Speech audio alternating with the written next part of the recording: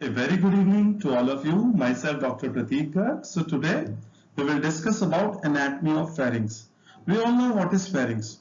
Pharynx is a tubular structure which is starting from the base of skull, extending at the level of C6 vertebra. Or in other term, we can say pharynx is starting from C1 vertebra till from base of skull till the level of C6 vertebra. It is a tubular or we can say cylindrical structure which is present beneath nasal cavity, oral cavity and in the neck. So pharynx, as you can see in the diagram, it is starting from base of skull till the level of C6 vertebra, or we can say cricoid cartilage, because the lower part of the cricoid cartilage where the larynx ends, pharynx also end, or we can say the part of the pharynx which is known as hypopharynx, the lower limit is from the cricoid cartilage. So pharynx is divided into three parts: nasopharynx, oropharynx and hypopharynx. So what is the nasopharynx?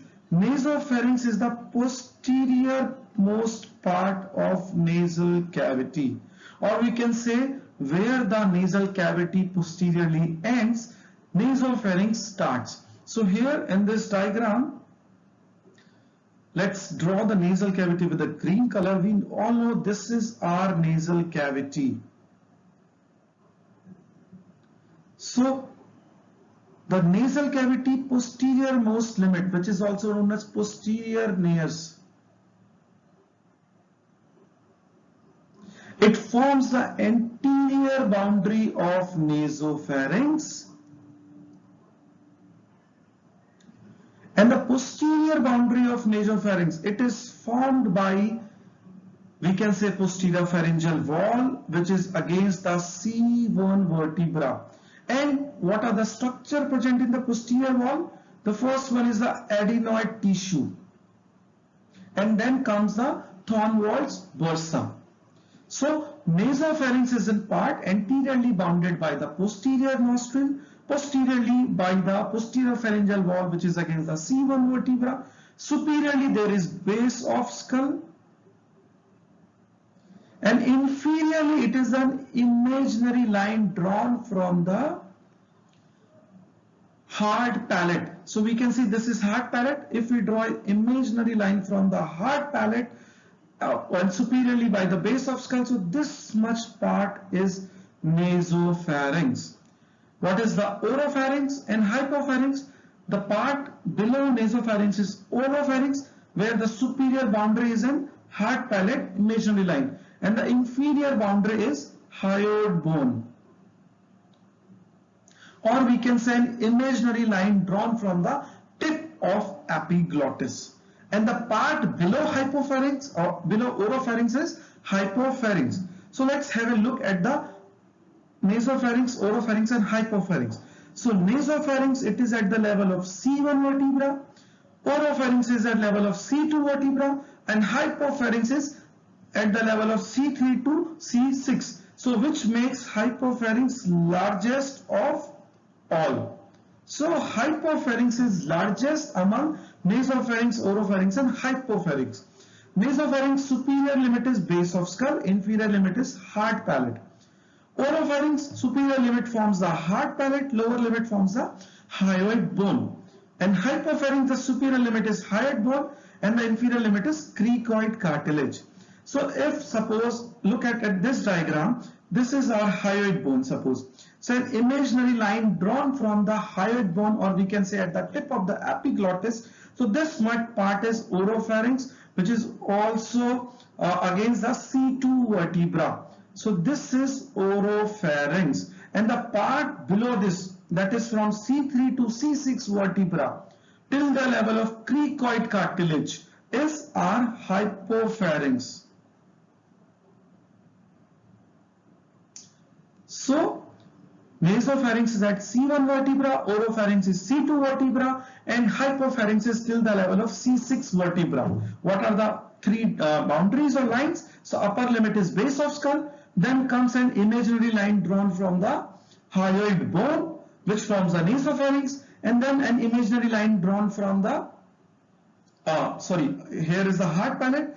Imaginary line drawn from the hard palate is constitute our lower limit of nasopharynx. Then oropharynx is formed superiorly by an imaginary line drawn from the hard palate, and inferiorly it is hyoid bone, or we can say an imaginary line drawn from the tip of epiglottis. So this much part which is lying against the C2 vertebra is our oropharynx, and the part below hyoid bone till the level of cricoid cartilage is known as hypopharynx. Now look out at the nasopharynx. We have already understood the boundary, that is base of skull, and the line drawn from the hard palate. So what is anterior boundary of nasopharynx? Anterior boundary is the posterior nostril. What is posterior boundary? It is the pharyngeal wall consisting of adenoid tissue and sometimes Thorndike's bursa, that is a remnant of notochord. Okay, so this comes the anterior boundary, and this is the posterior boundary, and it is lying against the C1 vertebra. Now comes what is the lateral boundary. Suppose this is our nose and this is our nasopharynx. So what comes in the lateral boundary of the nasopharynx? So there comes the eustachian tube from both the sides, and eustachian tube, it is marked by torus tuberous. So eustachian tube opening which is lying by the torus tuberous in the nasopharynx, and beyond the torus tuberous there is a recess which is known as fossa of Rosenmuller. So nasopharynx lateral boundary are formed by eustachian tube opening into the nasopharynx, torus tuberous, fossa of Rosenmuller, and sphenopalatine foramen. Okay, so this constitutes the lateral boundary. Now let's talk about oropharynx. So we all know, suppose this is our nose. So what is the oropharynx? Here comes our hard palate, and here comes our tongue.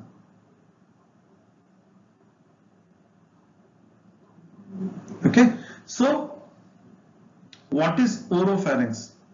So oropharynx is upper boundary is an imaginary line drawn from the hard palate, and the lower limit is, suppose this is hyoid bone, so an imaginary line drawn from the hyoid bone, or we can say from the tip of epiglottis. So this part which is lying against C2 vertebra or C3 vertebra is our oropharynx. So oropharynx, what is the anterior limit? So look out at this diagram. This seems to be anterior pillar, this seems to be uvula, and in the tongue we can see the anterior 2/3 and posterior 1/3. Junction of anterior 2/3 and posterior 1/3 lies the circumvallate papilla. So oropharynx anteriorly is marked by anterior pillar, junction of hard palate and soft palate, and the circumvallate papilla which separates the anterior 2/3 and posterior 1/3 of the tongue. So posterior 1/3 of the tongue is in part of oropharynx. Uvula is in part of oropharynx. Soft palate is in part of oropharynx. So oral cavity, it consists of hard palate. So at the junction of hard palate and soft palate, the oropharynx starts. So it is oropharynx is marked by the anterior pillar, junction of hard palate, soft palate consisting of uvula, and below there lies the circumvallate papilla which are separating anterior 2/3 of the tongue with the posterior 1/3 of the tongue. So this is the anterior boundary of oropharynx. Anterior to oropharynx lies the oral cavity which consists of hard palate, tongue, buccal mucosa, teeth, etc. What is the posterior boundary of oropharynx? We can see in this diagram. Posterior boundary is posterior pharyngeal wall. Okay, so the middle part of the pharynx, forms the oropharynx, anteriorly lined by the anterior pillar, soft palate, uvula, circumvallate papilla. Posteriorly it is lined by the posterior pharyngeal wall, And what are the structure which are present in the oropharynx? So first one is the palatine tonsil. Here you can see in this diagram, if I mark this tonsil, so this is the palatine tonsil. So palatine tonsil is a part of oropharynx. Then comes the posterior pillar, and then comes the posterior pharyngeal wall along with the uvula and part of soft palate. So there is one ridge is formed which is known as passavant ridge. Passavant ridge is generally a ridge which is formed by which muscle? It is palatopharyngeus muscle, which is palatopharyngeus muscle. So passavant ridge, which is formed by the palatopharyngeus muscle, which forms also the posterior pillar. So this palatopharyngeus muscle is present all around. So whenever we are eating the food, so this palatopharyngeal muscle will contract, which is also known as passavant ridge, and thus it blocks the opening or the junction between nasopharynx and oropharynx. Suppose this is a nasopharynx, this is a oropharynx. So the muscle fiber of passavant ridge, or we can say palatopharyngeal muscle, which also forms the posterior pillar. Posterior pillar is the posterior boundary of tonsillar fossa.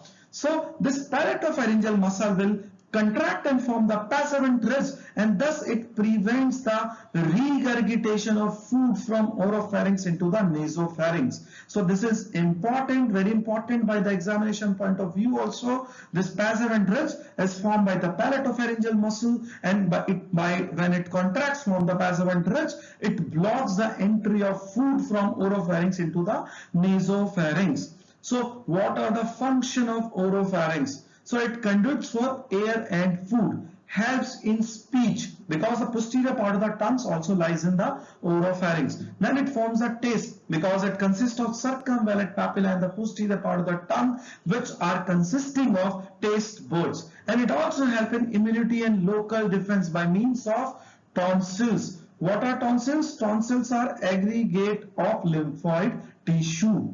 So I hope you got an idea about oropharynx. Anteriorly it is bounded by circumvallate papilla, anterior pillar, junction between soft palate and hard palate. Posteriorly there is posterior pharyngeal wall, and the lateral wall it is formed by the tonsils, posterior pillar, passavant ridge. Now the last part consists of hypopharynx, which start from C3 vertebra up to the level of C6 vertebra, or we can say part of pharynx which is just opposite to larynx. So look out at this diagram. This is our laryngeal boundary. You can say these are the arytenoids, sorry. This is the arytenoid, this is the interarytenoid muscle. Then there comes the aryepiglottic folds on both the side, and anteriorly this is epiglottis. So this is a part of larynx which is formed by epiglottis. We can see the laryngeal inlet, the entry inside the larynx, which is formed by the epiglottis, aryepiglottic folds, arytenoids, and the interarytenoid muscle or tissue. So where is the hypopharynx? So the hypopharynx is the part which is just opposite to the larynx, is known as hypopharynx, which is consists of three parts. What are three parts? The first one is posterior pharyngeal wall. On both the sides there occur pyriform sinus. Pyriform sinus. This is also one pyriform sinus. This is also one pyriform sinus. And part which is present beneath the arytenoid, it is known as posterior cricoid space, or we can say post-cricoid region. So the hypopharynx, it is behind and on the side of the larynx, which is consist of three parts. What are three parts? The first one is pyriform sinus, which are present on both the side of the aryepiglottic fold, or we can say over the side of the larynx. Then comes the postcricoid region. Postcricoid region, and the last one is posterior pharyngeal wall. So we can see the part 1, the posterior pharyngeal wall, third part, postcricoid region, second part, and the first part is piriform sinus. Now, this hypopharynx is lined by stratified squamous epithelium. Stratified squamous epithelium. Oropharynx and hypopharynx, these both are lined by stratified squamous epithelium, whereas the nasopharynx, which consists of respiratory epithelium, or we can say ciliated cuboidal epithelium. What is the function of hypopharynx? So it is a common pathway for air and food. It provides resonance for speech and helps in deglutition. The lowermost limit of hypopharynx is again the C6 vertebra, or we can say the lower part of the cricoid cartilage. So if we want to understand where comes the hypopharynx, suppose this is our thyroid cartilage. This is our cricoid cartilage. Over the cricoid cartilage there lies the arytenoids, and this forms the laryngeal inlet. So this is a part of the larynx. So the part which is present on both the side of larynx and posterior to the larynx, this part forms the hypopharynx. Okay, and the lower limit of hypopharynx is again the lower boundary of cricoid cartilage, and after that the esophagus starts. And what is the applied anatomy? So the internal laryngeal nerve, it runs submucosally in the lateral wall of piriform sinus. We all know we have drawn the laryngeal inlet. So suppose this is our epiglottis, and these are arytenoid and aryepiglottic fold. So we know the hypopharynx lies on both the side of this, which consists of piriform sinus, posterior cricoid space, and posterior pharyngeal wall. So in both the side of piriform sinus, beneath the mucosa, there runs the fiber of internal laryngeal nerve.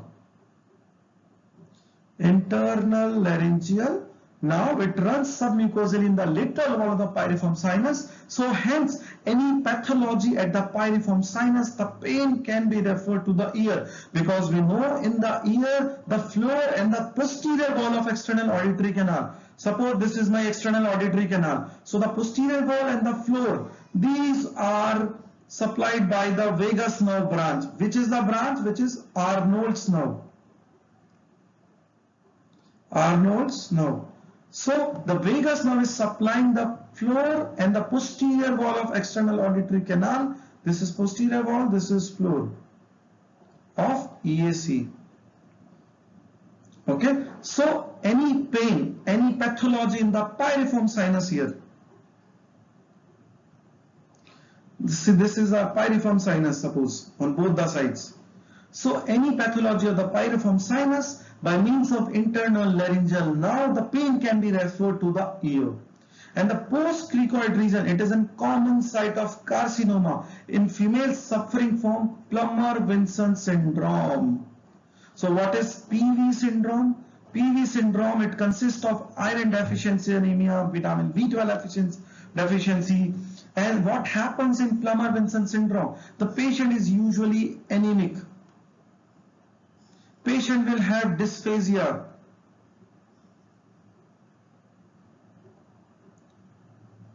And vitamin B12 deficiency. So in Plummer-Vinson syndrome, the postcricoid space is a common site for carcinoma. So that's why it is important to treat Plummer-Vinson syndrome.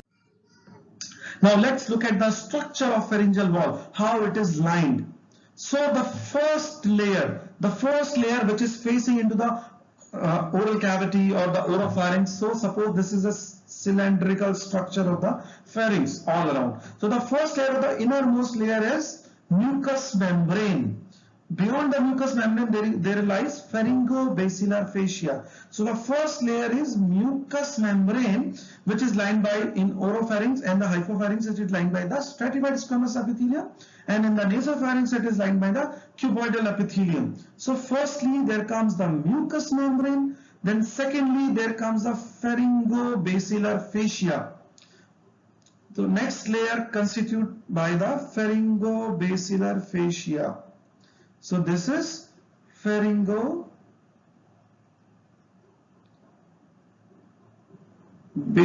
fascia, which forms the second layer. Then comes, after the pharyngobasilar fascia, then comes the muscular coat, muscle layer. So muscle layer, it consists of external layer where the superior, middle and inferior constrictor muscle are present, and internal layer lined by the stylopharyngeus, salpingopharyngeus and palatopharyngeus. I have told the palatopharyngeus muscle is responsible for formation of passive ventris. So beyond the pharyngobasilar fascia there lie the muscle fiber. Muscle fiber are circular and longitudinal. The circular fiber which forms the external layer are lined by the superior, middle and inferior constrictor, and the internal layer is lined by the salpingo, stylo and palatopharyngeus muscle. And lastly the layer comes is buccopharyngeal fascia, the fourth layer. So fourth layer is buccopharyngeal fascia.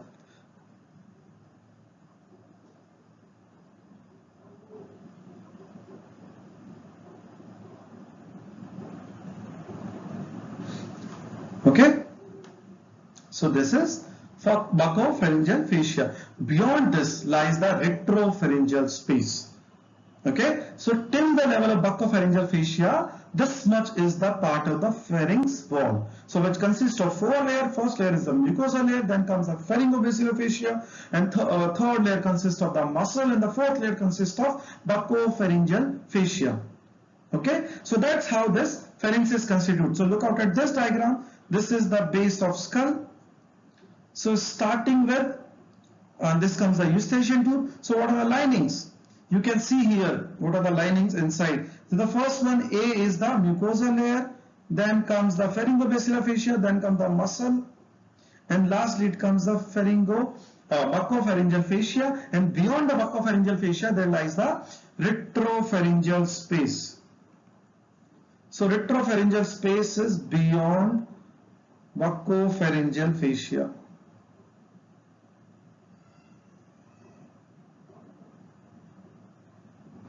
Okay, I hope this much is clear. Now Valde's ring. The aggregate of lymphoid tissue in the circumference of the pharynx forms a protective layer which is known as Valde's ring. So what is Valde's ring? It consists of a circular ring of aggregates of lymphoid tissue. What are the lymphoid tissue? Posteriorly there lies the pharyngeal tonsil, also known as adenoids. Then side it comes the tubal tonsil, which are the tonsils present around the eustachian tube opening into the nasopharynx. Then comes the palatine tonsil, which are present between the anterior and posterior pillar. Then comes the lingual tonsil, which are present in the posterior most part of the tongue. And then again here comes the palatine tonsil. So what are the different type of tonsil coming in picture? The first one is the adenoids, then comes the tubal tonsil, that is a tonsillar tissue present around the eustachian tube opening. Third comes the palatine tonsil, fourth comes the lingual tonsil, and there are also pharyngeal band, lymphoid aggregate present over the posterior pharyngeal wall. So this all lymphoid tissue aggregate in a circular manner in the pharynx. They forms the Valde's ring, and they are basically an aggregate of lymphoid tissue.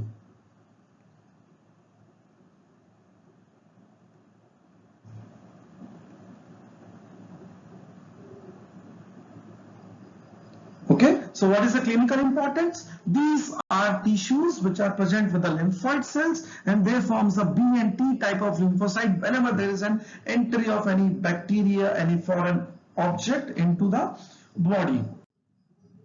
Now, what are the muscles of pharynx? We know beyond the pharyngobasilar fascia there lies the muscle. The three layers are longitudinal.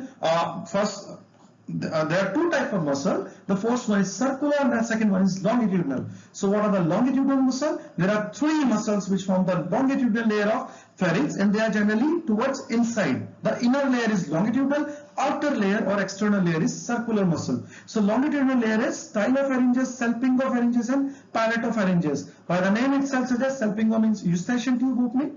So pharynx and eustachian tube, the muscle layer is salpingopharyngeus.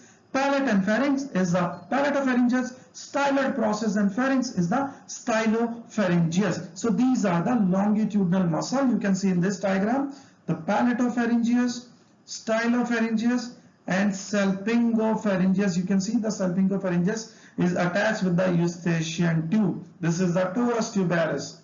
So this is salpingopharyngeus. And in this diagram, we can also see the external layer, which is the circular muscle lined by the superior constrictor, middle constrictor, and inferior constrictor muscle. So the above one is superior constrictor, which is mainly occupying the nasopharyngeal space. Then comes the middle constrictor. Here comes the middle constrictor, mainly occupying the oropharynx, and then comes the inferior constrictor. See, this inferior constrictor muscle is consisting of two type of fiber. The above one or the oblique fiber are thyropharyngeus.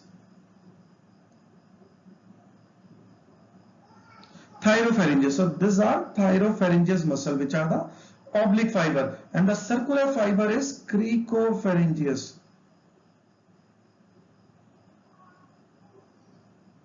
How we can remember? We all know cricoid cartilage is a complete ring. So the cricoid cartilage in pharynx, the muscle is cricopharyngeus, so it is circular.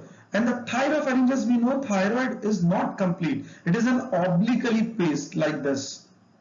So this is thyroid cartilage structure. So thyropharyngeus muscle is oblique muscle.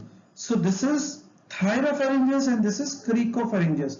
Sometime in between these two muscles there lies a space, and from this space, which is known as Killian's dehiscence, sometime a mucosa may invaginate, and inside this mucosa sometime the food particles are being collected, and which is known as Jenker's diverticulum.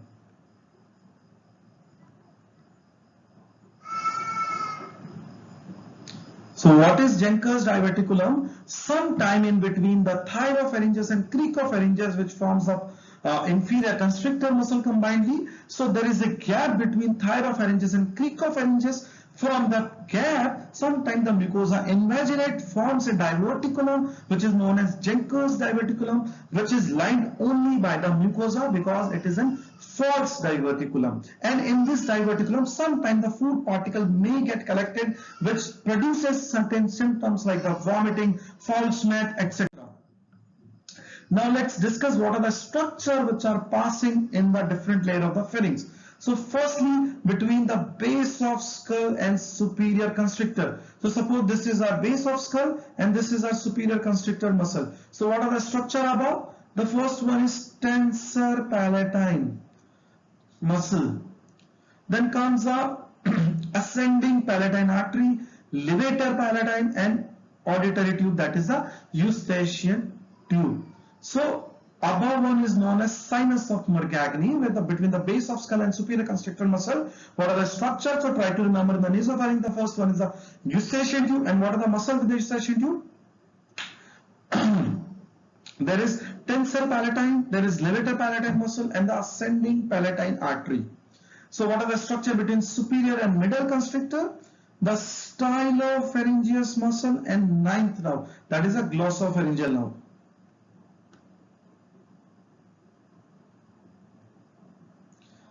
So between superior constrictor and middle constrictor, this is middle constrictor, this is superior constrictor.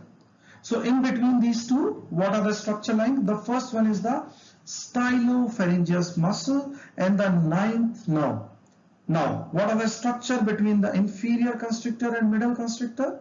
So here lies the internal laryngeal nerve and the superior laryngeal vessel. Internal laryngeal nerve and superior laryngeal vessel. How to remember? See, we are talking about structure in between middle constrictor and inferior constrictor. So we all know inferior constrictor is the muscle which is lying in the hypopharynx, or which is forming the wall of the hypopharynx. So hypopharynx superior part consists of internal laryngeal nerve and the superior laryngeal vessel, and the lower part consists of recurrent laryngeal nerve and inferior laryngeal vessel. So now you can imagine between inferior constrictor muscle. So what are the structure above inferior constrictor? That is a part of the upper part of the hypopharynx. There will be internal laryngeal nerve and the superior laryngeal vessel, because we know internal laryngeal nerve is also running in the pyriform sinus, or we can say at the inlet of the larynx. So above part, that is a part between the middle constrictor and inferior constrictor, there lies the internal laryngeal nerve and superior laryngeal vessel. The part below the inferior constrictor lies the recurrent laryngeal nerve and inferior laryngeal vessel. The structure between the superior constrictor and middle constrictor, so we know S. So how we can say? We can say the stylopharyngeus muscle and ninth cranial nerve, that is a glossopharyngeal. So both are pharyngeal. So between superior and middle there is pharyngeal, stylopharyngeal and the glossopharyngeal.